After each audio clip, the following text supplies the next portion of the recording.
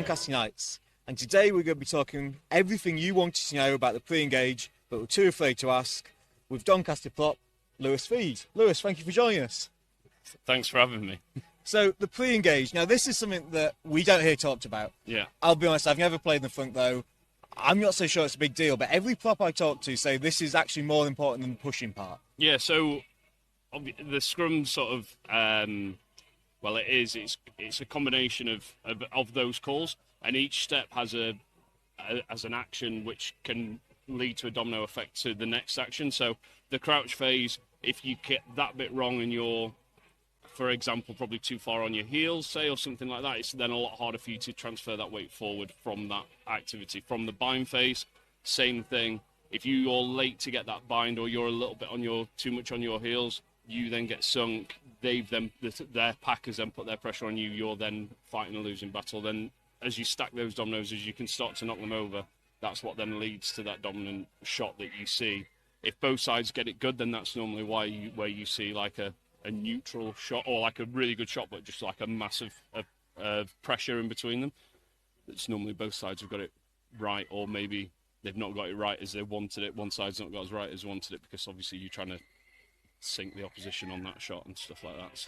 So let's talk about those different parts. So we've got crouch, bind, set, and then there's a pause, then the ball goes in. So there's 4 parts to it, really. So crouch, what's going through your head at that point? So, I mean, there's lots of stuff going on at that point. So, depending on how much detail you want me to go into, I can speak about this for hours. So basically, when it comes to that crouch phase, depending on where you are, you've got your alignment. So are you head on head, which referee normally doesn't like, so try and create that little bit of space. But are you too far to the left, too far to the right? Are you bang in the middle where you want to be? The gaps are how far away are you? That can be manipulated slightly in a small adjustment, so we can go, right, let's pull a little bit more space if we think that they're going to really put a load of weight through us on that bind phase, or we can close that space and try and stop them from being able to sink us as far in that position. Or you might come against a team that's just going to hold their space, so you don't want to necessarily, because they want to get out the blocks and they want to get over that space, so you might want to try and manipulate that space. Really, really small, minute, you're probably talking centimeters rather than like big distances that will be noticeable to like an untrained eye. But yeah, so that crouch phase, as I'm coming down, as I'm taking my weight, it starts as I'm taking my bind. I'm taking a picture of what's the opposition are doing. Is there a loose head? Is he trying to come across me and come and try and take my space away this way? Is he quite close to me? Is he quite close to where I want to be, where I'm going to be when I come down? Then I have to make our adjustments from that point, and then we then go into that sort of bind phase. And then obviously we would come down as a collective. Referee will call crouch. Hopefully, for me, I come down and I feel quite nice and comfortable. But I might not do.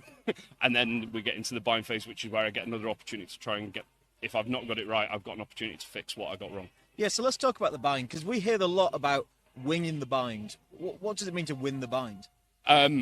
So you've got multiple ways that you can win that bind phase. Like I said, that first domino, if you get that bit right, then it can make everything else a lot easier. So if I get my alignment and my gap right, there's a good chance that I'm going to be able to win that bind phase. If I don't get it right, I can still win that bind phase, but I just have to either be quicker or I have to be more aggressive with it. So that's sometimes why you might see like a pre-engaged scrum there might be a misalignment, someone's gone to try and get their bind to where they want it, or they've had to be aggressive on that, and then there's just too much weight that's come through, and then you've just ended up slipping underneath the shoulder and it becomes pre-engaged. So that bind phase, you can either go with your arm, so you can, or when the referee says bind, you can go and physically grab a piece of the shirt and try and move them away or manipulate them, whether that's you want to manipulate them out.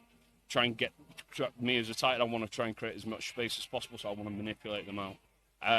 Loose heads are going to try and get that long bind because they don't want to be going down. Their goal is to try and pick that tight head up and put him in the air. I think there's been recently some famous clips of that. So, do you know what I mean? That's the loose head's goal. At tight heads, we want to be nice and low. We want to be putting that weight down. We're not heading to the floor. So if our shoulders go below our hips, we've got it wrong. We're looking to build pressure down and through. So like hips, chest, knees, we want to get that weight down and through. And then the next phase, set. So this is when the two packs collide, essentially. So from that bind phase, if I've got my gap and alignment right, and I've got my bind phase, and I've managed to sink that opposition, or I feel comfortable and I've managed to get a nice secondary sink where I feel like a coiled spring that I can explode across that gap, then the set phase becomes the easy bit. Then at that point you've got the other bits right. If you've not got that bits right, that's when that's when you set can be a little bit trickier, and you've then got to try and figure out a way that you can manipulate that. The loose head or the loose head can manipulate the tight head. Big thing is keeping your feet in the floor. That's going to be a big thing on that. Like if you start tapping your feet, or you're trying to adjust, say if you lose that shot and you're adjusting backwards, as soon as you release that pressure, as soon as those feet come out the floor, that's a release of pressure. I always, whenever I coach it, I always say, like, you just as soon as you take a foot out of the ground, you're just releasing all that pressure. So you've got, even if you're in a really uncomfortable position, you've just got to keep your feet in the floor and hope that the opposition moves their feet, because then they're releasing the pressure there from that. So you obviously love the scrum, Lewis. I don't know what you're talking about. No. That's come across. We love the passion. But there will be people at home who think, I understand it has to be there, but can we not speed it up? So 2 questions for you. Why do scrums collapse? So they'll collapse for a few reasons. So one is team one nails their process. They get crouch, bind, set, they nail it, and they have that good of a shot that they break the opposition, and they end up hitting them, tight head hits him, the loose head down and through. The loose head can't handle the pressure, and he just ends up hitting the floor. It's just, you would like to think that 9 times out of 10 you would get the penalty. The team that's got their job right wins the penalty. It doesn't always happen like that. The other one is tighted or under pressure. Normally tighted under pressure. So tighted feels like he's under pressure.